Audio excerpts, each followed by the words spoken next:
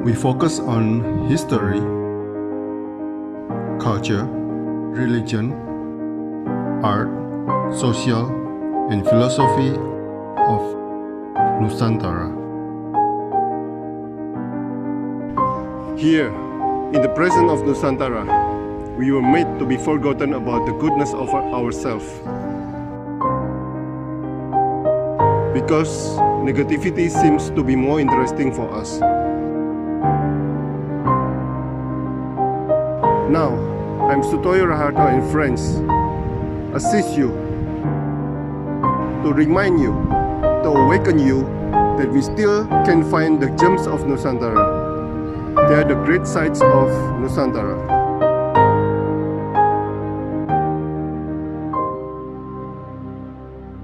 Mbak Ana ini adalah istri Mas Didit, anaknya Bu Kartika Afandi. Jadi Mbak Ana ini juga menantu Maestro Sabto Hudoyo, menantu Maestro Kartika Afandi, cucu menantu Maestro Afandi. Wow, itu belakangnya itu lukisan Maestro Afandi.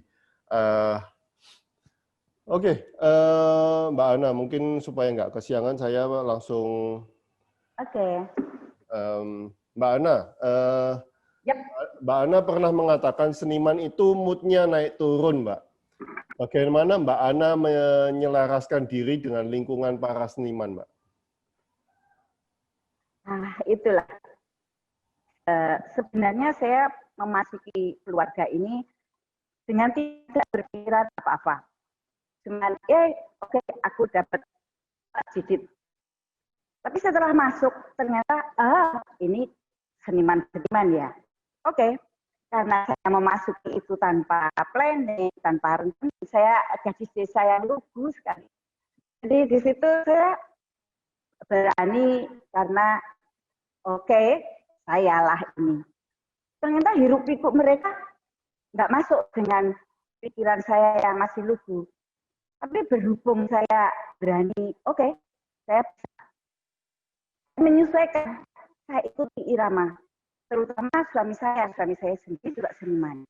Setelah itu, ibu mertua saya, bapak mertua saya. Jadi begini, mood mereka itu yang di orang awam sendiri yang mungkin nggak nyampe ya. Mereka itu berbicaranya baru di batin. Tapi saya juga harus menebak, oh ini ya man. Itu mereka kayak saya menilai, oke, kamu pintar, kamu bisa diajak berembuk di seni ini. Jadi saya harus mendahului. Begini ya mah, kalau nggak masuk dia akan diam.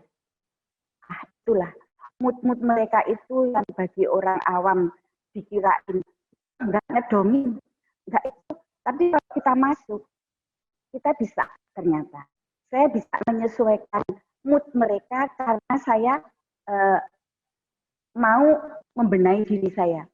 Aku nggak mau ikutin kata hati saya, tapi saya ikutin mereka, irama mereka. Itu yang mood seniman yang katanya, gimana? Enggak, saya bisa mengikuti kok.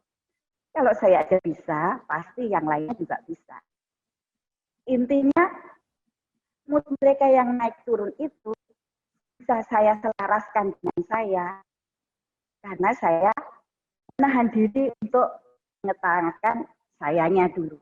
Jadi saya mengikuti mereka, irama mereka, baru saya kelola sendiri, oh ini yang saya bisa. Walaupun saya nggak bisa mengikuti, saya akan mundur, saya akan tidak banyak bicara. Itu ide saya dan saya bisa melakukannya sampai sekarang. Jadi saya enjoy aja sebenarnya dengan seniman-seniman itu. Saya sama sekali bukan seniman, tidak pernah mempelajari seni. Saya orang desa yang lugu lah. Saya tahu sendiri kan Mbak Yimu ini kan lugu banget. Jadi saya tidak berbekal apa-apa masuk keluarga maestro ini. Tapi saya melihat dari hati saya bahwa ini keluarga yang enjoy, keluarga yang santai, keluarga yang tidak terbebani apapun, itu saya berani. Oh, bisa, saya bisa, itu aja. Jadi saya sendiri nggak berbekal apa-apa ini, orang desa biasa. Itu Mas Toyo.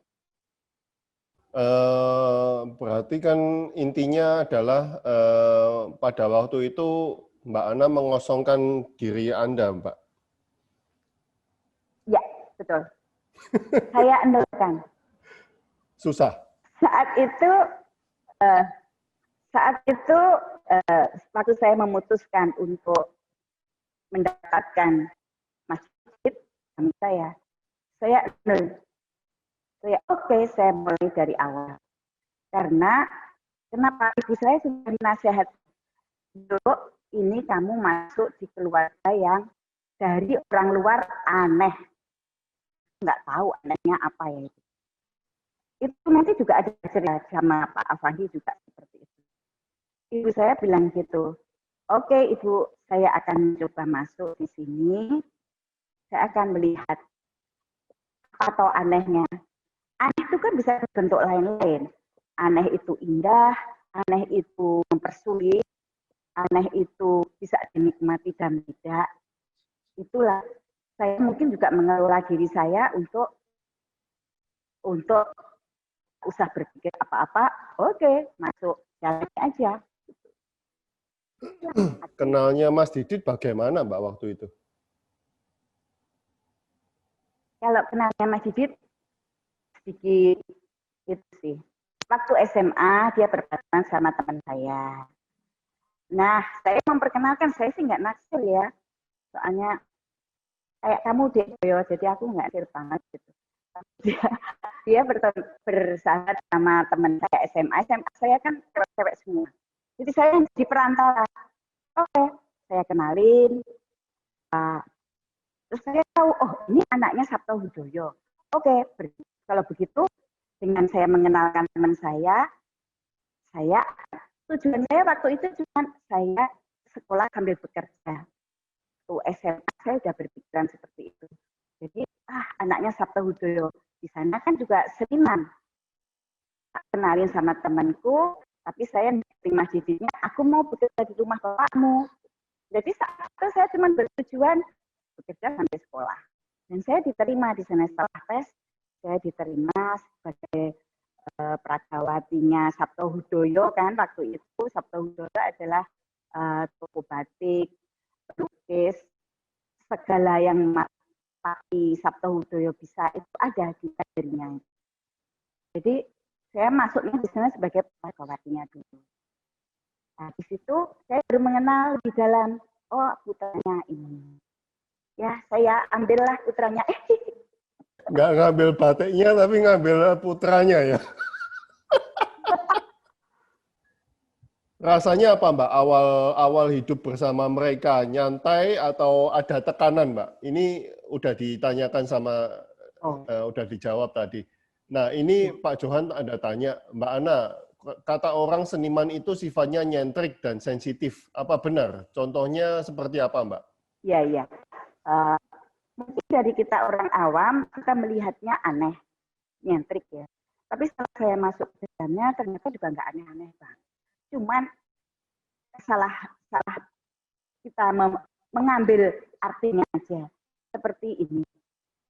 Contohnya ya, ibu saya mertua itu sudah berumur 85 tahun. Tapi semangatnya itu lebih dari kita semuanya.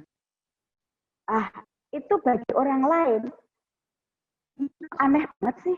Orang tua sudah setua itu udah duduk di rumah, kita siapin sup, jalan-jalan.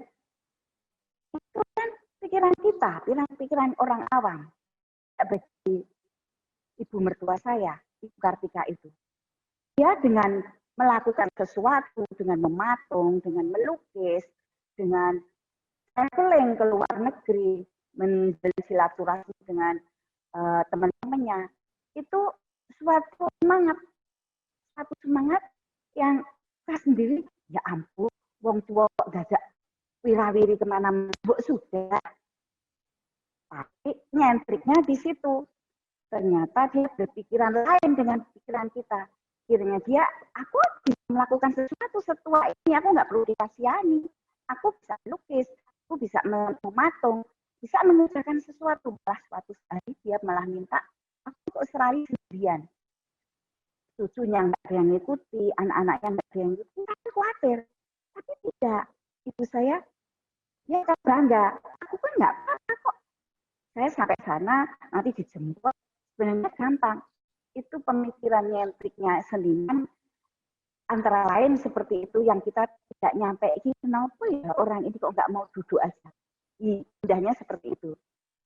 Saya anggap indah karena ibu saya lebih mandiri dari siapapun. Ibu mertua saya nggak bisa dibilangin tua karena semangatnya seperti itu. Nah, nyentrik dan anehnya mungkin di situ ya. Mungkin orang lain melihat aneh di situ. Gitu deh. Dengan Pak Sabto Hudoyo, pengaruh Pak Sabto dalam lukisan Mas Didit seberapa besar, Mbak? Sebenarnya waktu Mas Didit dengan Pak Sabto Hudoyo itu tidak banyak melukis ya. Tapi Mas Didit juga melihat setiap saat Pak Sabto Hudoyo melukis di galerinya. Yang paling banyak pelajaran dari Pak Sabto untuk Mas Didit adalah patung. Itu yang nggak dipikirkan waktu awalnya ya. Jadi Pak Sabto banyak job bikin patung di Golf Jakarta, Pondok Indah. Itu yang membuat patung-patung Mas Didit. Itu Pak Sabto mengajari Mas Didit anatomi. Ini loh patung, ini. Jadi tidak di lukisan. Tapi berhubung setiap saat lihat papi melukis, itu menyebutnya papi ya, melukis, mungkin warna-warnanya yang masuk ke Mas Didit. Jadi coretan-coretan sekarang itu banyak dipengaruhi warna-warna yang cerah, warna-warna yang bagi kita nolok gitu. Enak. Kalau dilihat perbedaan dengan warna-warna yang lainnya tuh lebih soft. Kalau papi menyala, semangat. Kalau melukis ayam jago, itu backgroundnya merah semua. Orang lain juga pikirnya operasi ayam jago ada merah itu. Karena ada tarungnya jago, jadi semangatnya tarung itu ada di merah. Itu warna papi. Jadi di pengaruh di Mas Didit warna yang menyala dan berapi, bersemangat itu. Makanya bisa bikin patung Yesus segala itu untuk ya, yang di Papua. Betul. Ya, mungkin bagi orang lain ini tidak otodidak ya, Mas Didit otodidak. Tidak sekolah seni rupa, mengenyam seni rupa cuma di level SMA, tapi tidak meneruskan. Saya mengambil yang lukis, bukan pematung. Tapi pelajaran otodidak dari orang tua, dari Pak Sabto, dari Pak Afandi juga membuat patung kecil-kecil kepala itu. Mungkin dia menungguin kan, mungkin selalu dikemunin oleh cucu dan anak-anaknya. Itu mempengaruhi juga di mana bisa mematung. Nah, kemarin dapat dari Papua untuk membuat patung Yesus yang tinggi. Tapi berhubung kendala, udah diajukan semuanya, tapi kendala belum deal juga kena corona ini, jadi masih belum ada lanjutan. Kemarin kita juga udah dapat job patung kuda dari yang punya range di Jakarta. Udah itu kita bikin, udah kita kirim. Jadi ya patung itu yang membuat alirannya di Papi Sabto yang mengajari. Wow. Sebetulnya saya juga nggak tahu kalau bisa matung loh, Mas Didit. Itu rahasia sebenarnya.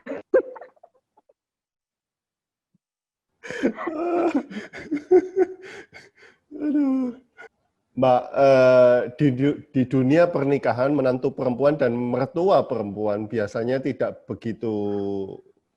bisa menyatu, Mbak. Nah, apa rahasia antara Mami Kartika dan Mbak Ana bisa selalu happy-happy nih? Apa saja yang biasanya dibicarakan, Mbak? Iya, kalau saya sama mertua saya satu itu, wow, apa saja dibicarakan. Sampai detail-detail, sampai itu juga mau marahin anaknya, diceritain ke saya. Waktu mami saya juga punya pacar di luar negeri, diceritain saya, itu yang bikin enteng. Mami saya itu orangnya lugu juga, jadi cerita-ceritanya tuh pasti lucu. Nggak ada yang serius. Kalau serius pun kita bikin berbelok menjadi lucu dan kita bisa ketawa bareng. Aku juga nggak memikirkan bahwa itu mertua yang harus gimana-gimana. Lupa. Udah sama Mami Kartika itu saya lupa bahwa itu mertua saya, bahwa itu harus gimana-gimana gitu. Enggak. Soalnya Mami itu juga memperlakukan saya itu seperti anak gantengnya sendiri. Tidak membedakan ini mantuku, ini bukan anakku, ini nggak boleh tahu rahasia ini. Enggak, masalahnya nanti sama menceritakan sesuatu dengan nada gembira. Di situ saya juga meningkalinya juga gembira. Ada hal-hal lucu yang nanti kita besar masalahnya kita bayangin seperti kartun dan sebagainya. Mami saya bisa ngakak, wah lucu banget kayak gitu. Nah itu heran saya juga, kok ada yang sama mertua begitu takutnya ya. Enggak tuh, sama mertuaku saya enjoy dan saya malah kangen. Kalau lama enggak ketemu tuh kangen banget. Jadi telepon-teleponan, mami sehat? Iya dok, lama enggak kesini, mami enggak ketawa-ketawa ini. Jadi kita memang menyatu tuh, ketawa-ketawa, enggak memikirkan yang berat-berat. Enak-enak sekali punya mertua seperti itu, Kartika. Bener. Cari anaknya yang masih single ya. Nanti kamu kawin, mesti enak banget. Mungkin ini malah nyentriknya seniman itu, Bu. Nggak bedain menantu sama anak. Bener. Nah, yang normal dianggap nggak normal, yang nggak normal dianggap normal. Yang normal jadi nggak normal. Mbak Ana, pernah ketemu Eyang Afandi, Mbak Ana? Ya, waktu pacaran saya sudah sering. Terus waktu ijab kawin kita, itu yang jadi saksi Pak Afandi. Karena waktu itu Mami Tika baru ke Bali sama suaminya. Jadi nggak ada Mami dalam perjalanan yang menjadi wali adalah Bapak Afandi. Beliau lagi nyentrik mana ya? Kawin nggak didampingi. Oke. Terus Mbak. Jadi sama dengan Afandi sih sering kalau beliau sudah duduk di bawah loteng di becak itu pijat-pijat sama Mami Ati istrinya, itu kita datang. Nanti ditanyain, ngapain? Mau apa? Main-main, Ki. Kita panggilnya Aki. Oh iya, nggak apa-apa.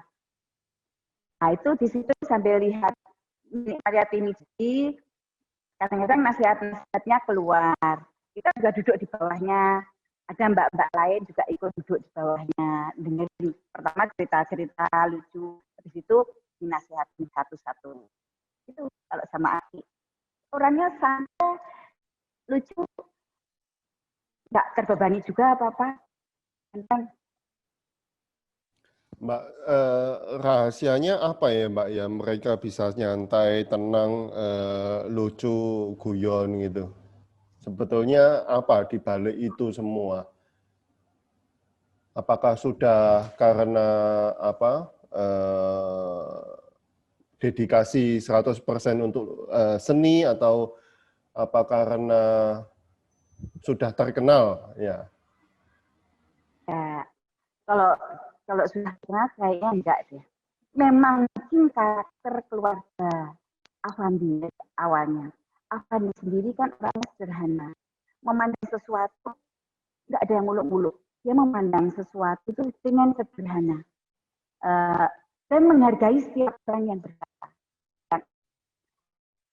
Segala sesuatu guyonan.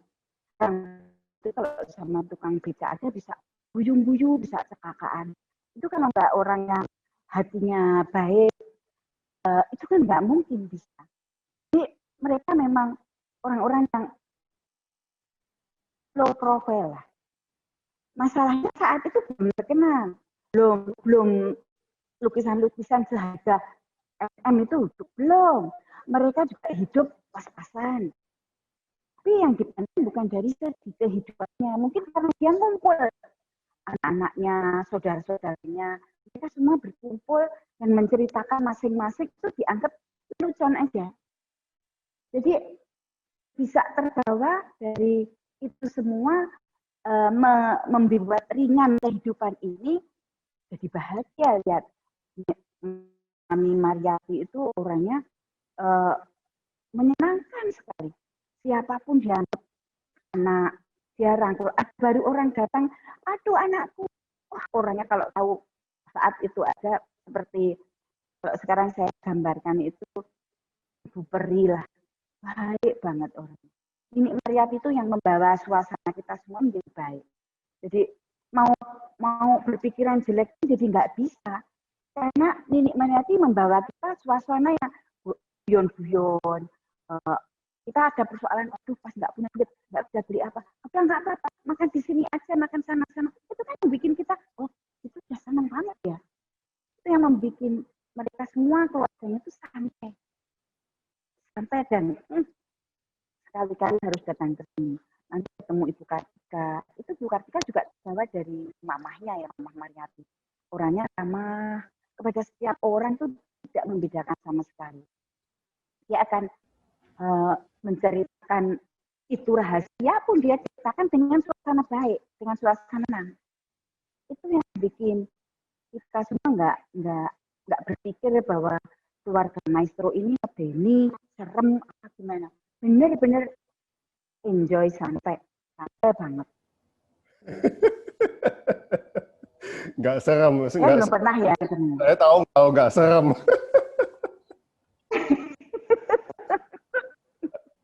Pernah nggak, ya kan dulu kan belum terkenal ya, pernah nggak melewati masa-masa sulit sampai apa,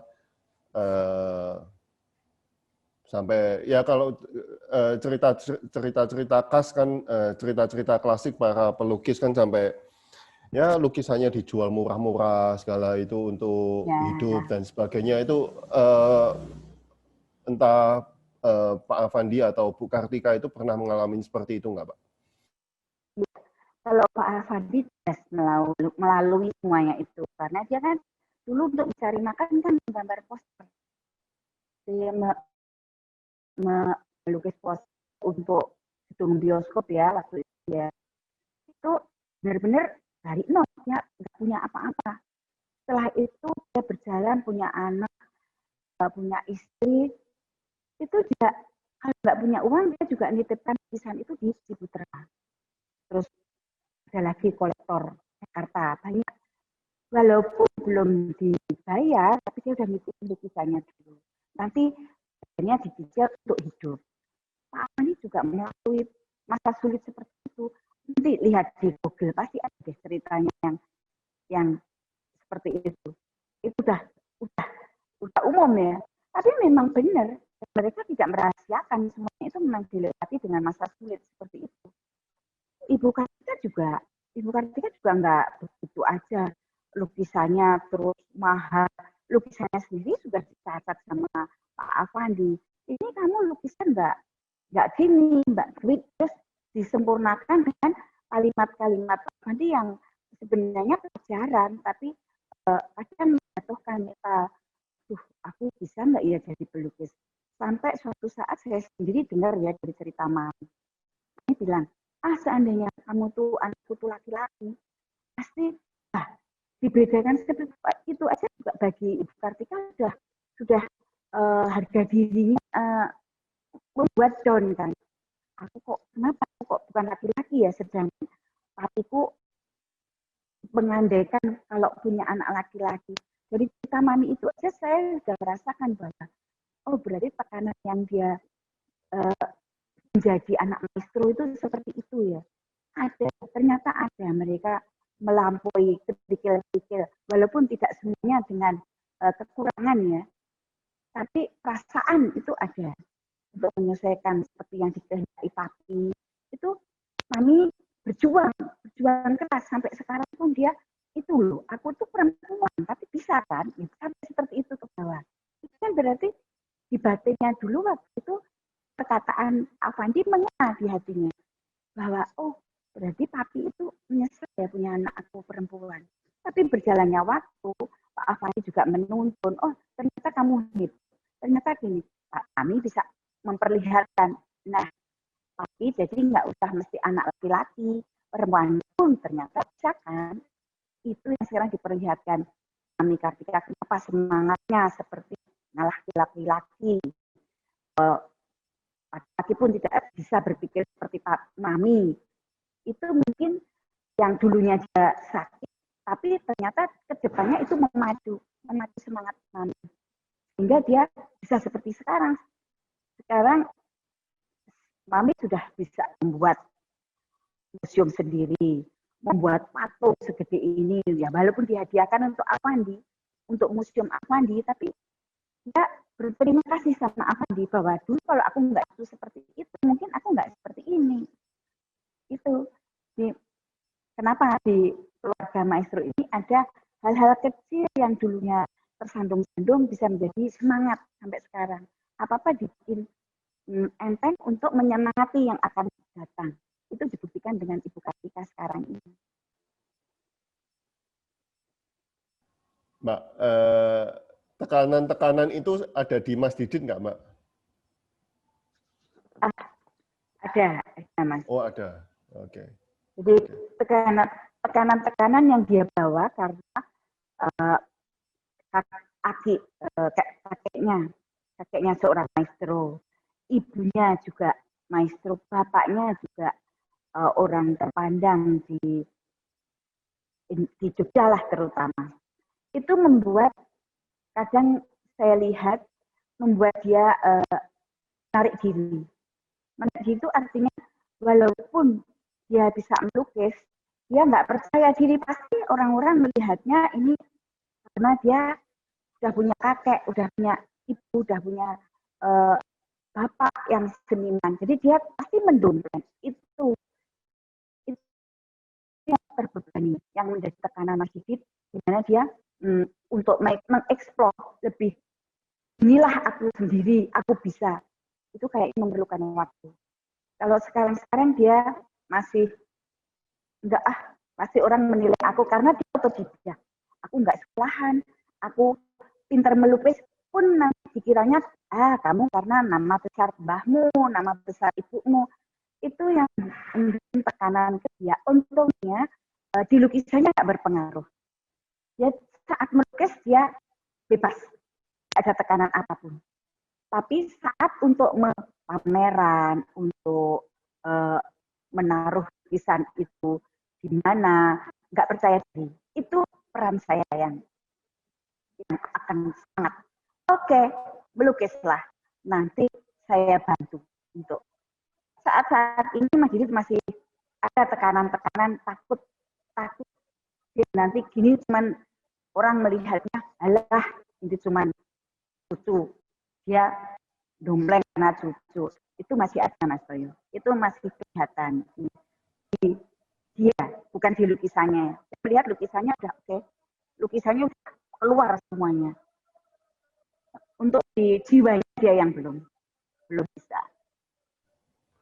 Mbak Ana, dari Aki, Avandi, Ibu Kartika, ini kan udah 3 generasi, Mas Didit ya. Ada keempat generasi nggak, Mbak? Aduh, apa sih? Dengerin. Saya juga dengar. Oh, ini kan dari Pak Avandi, Bu Kartika, Mas Didit, ya. Ini kan sudah generasi. Ada generasi keempat nggak, Mbak? Generasi keempat belum kelihatan Mas. Tapi ada bibit-bibit sebenarnya, cuman bibit-bibit itu masih nggak mau dulu keluar karena dia pengen mencari sesuatu di luar dulu, belajar dulu dari yang luar dulu. Untuk masuk menjadi aku, cicit yang akan meneruskan peluangnya belum kelihatan. Tapi dari pihak kita, dari pihak Mamita sudah tahu, oh ini anak ini sudah bisa untuk di sini, anak ini bisa untuk ini melukis, mematung dan sebagainya. Cuman karena anaknya masih menarik diri untuk masih sekolah di sana, masih bekerja di sana. Oke, kita tunggu. Pasti ada saat yang tepat cucu-cucu itu akan keluar. Mungkin ini bagian cucu yang sedikit ini aja masih tertekan, apalagi yang lebih-lebih ke bawah kan. Itu yang nantinya akan kita munculkan pelan-pelan. Mungkin menunggu semangat-semangat dari kita-kita untuk membangkitkan generasi-generasi yang akan datang.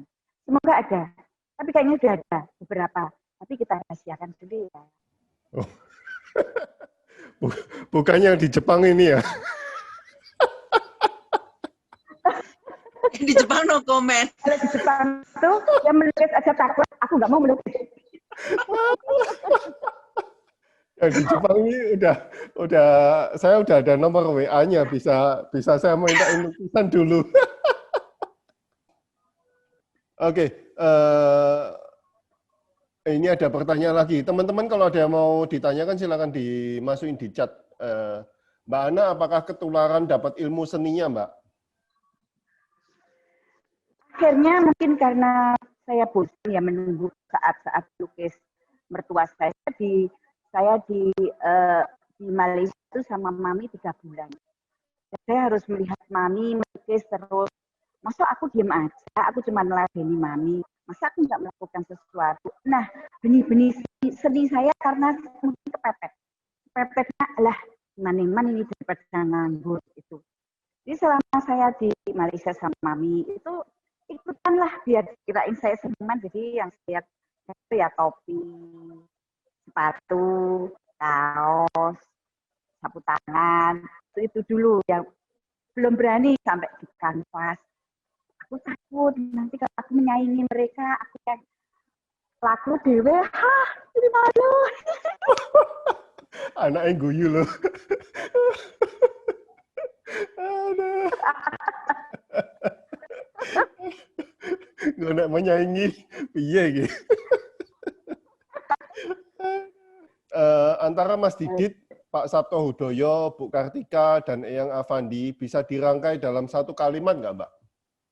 Aku hanya bisa memberi kalimat satu, istimewa, sangat istimewa. Dari kehidupan saya ini ternyata di keluarga mereka menjadi istimewa karena mereka semua istimewa, dan saya jadi istimewa karena saya bisa mengikuti drama itu. Jadi istimewa aja kalimatnya. Wow, luar biasa, luar biasa. Kalau lukisan-lukisan Eyang masih ada yang dijual, Mbak? Masih di belakang saya itu dijual. Kira-kira Jadi berapa? ya galeri pertama, saya kira berapa ya? Saya yang ahli itu paling murah mungkin sekitar 6-4 M. 6-4 M. Karena kenapa harga seperti itu? Ya, karena kita menjaga juga ini dari Museum Afandi. Ini benar-benar lukisan dan enggak yang abal-abal. Jadi kalau kamu berani beli di sini, kamu benar-benar menghargai seni, menghargai Afandi, menghargai lukisan itu. Itulah kenapa. Jadi jangan tanya mahalnya, mahal itu relatif karena maestro yang punya. Internasional itu. Nah, nggak bisa apa-apa. Mbak, lukisan-lukisan yang di auction udah nggak bisa dikontrol ya, Mbak ya? Sudah keluar bebas ya berarti? Ya, kalau yang di option itu udah nggak kepegang kita karena mereka semua yang dulu membeli dan mereka memasukkan sendiri di option itu. Kalau yang dari musus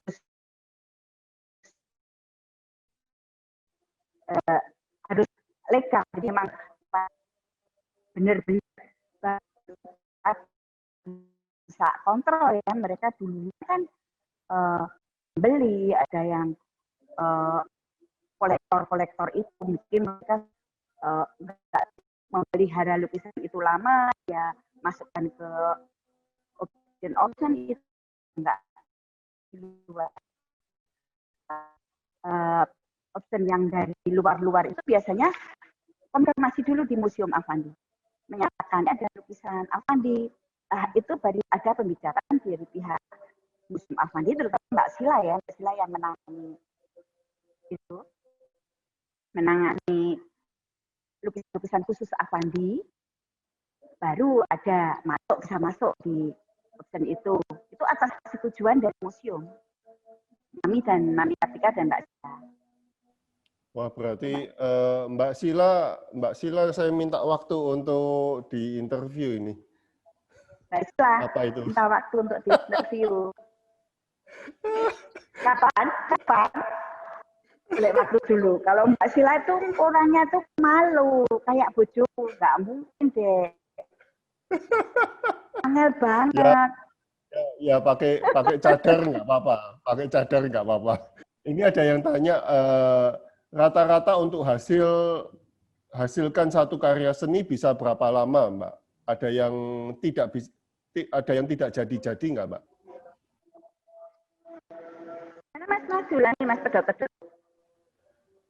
Rata-rata untuk menghasilkan satu karya seni bisa berapa lama? Ada yang nggak jadi-jadi nggak? Oh, ada. Itu maksudnya karya seperti karya Ibu Kartika ya, saya terutama bisa mengikuti. Kalau karya dari Affandi, kalau karya dari Affandi itu putra-putrinya yang bisa mengikuti. Tapi saya mengikuti dari Ibu Kartika. Jadi kalau Ibu Kartika, cara melukisnya itu seperti Pak Affandi dan suami saya on the spot. Saat itu mungkin sudah jadi garis besarnya ya. Tapi untuk penyelesaian bisa tergantung mood. Mood itu tadi. Bisa dalam minggu itu juga selesai. Bisa 1 bulan, 2 bulan. Kalau udah nggak mood lagi, itu terlantar. Maksudnya lukisan itu nggak dikerjain lagi. Nanti kalau sudah ada waktu, ya baru, lukisan yang itu belum selesai ya. Aku mau selesaiin. Nah, itu ada yang belum jadi, ada setengah jadi, ada yang jadi saat itu juga, paling semingguan itu jadi. Itu setelah diulang, finishing, sampai nanti saya bilang, udah mah, usah diorek-orek lagi. Nanti malah berubah. Oh iya, sudah. Itu sudah seminggu. Jadi berjeda ada. Menumpuk ada banyak yang belum jadi. Masih orek-orek. Males. Pasnya jelek. Kan kasar. Tapi nggak bagus, meleleh. Itu bisa nggak jadi. Melukis nggak jadi. Itu saya mengikuti banget suami dan Ibu Kartika. Wow. Nah, kalau Bu Kartika paling murah berapa, Bu, Mbak sekarang ini? Harga. Apa nih, Dek? Harganya Bu Kartika ini. Harganya karyanya Bu Kartika ya. Kemarin kita yang terakhir kita pameran di Singapura itu 600 Singapura dolar. Itu yang terakhir. Dan di Malaysia dan Singapura sekarang baru berlomba mencari lukisan Ibu Kartika. Ini lagi booming. 600.000 apa? 600 apa? 600.000 US. Okay. Singapura. Oke, Singapura US. Singapura dolar. Oh, oke, 600.000. Oke. Wow. Ini sekarang kita berbicara dengan yang membawa duitnya ini mungkin.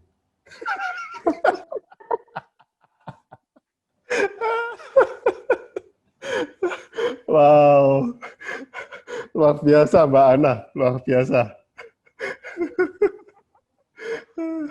Maaf ya, kalau aku ngomongnya campur-campur dan nggak serius sih, aku jadi ikutan nggak serius ini. Enggak, memang gini. Ini yang saya harapkan supaya belak-belakan. Oke, thank you Mbak Ana untuk waktunya. Yap, Thank you pengetahuannya. Ini sangat-sangat luar biasa. Teman-teman sangat jarang sangat jarang mungkin teman-teman juga mendapatkan rahasia dapurnya keluarga Avandi.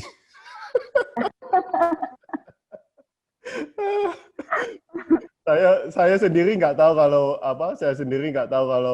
Mas Didin masih belum ada keyakinan untuk majang pameran. Cuma ya saya masih yang ada di pikiran saya itu lukisan yang lilin satu yang ada di depan jendela kamar itu, nggak tahu masih ada nggak itu.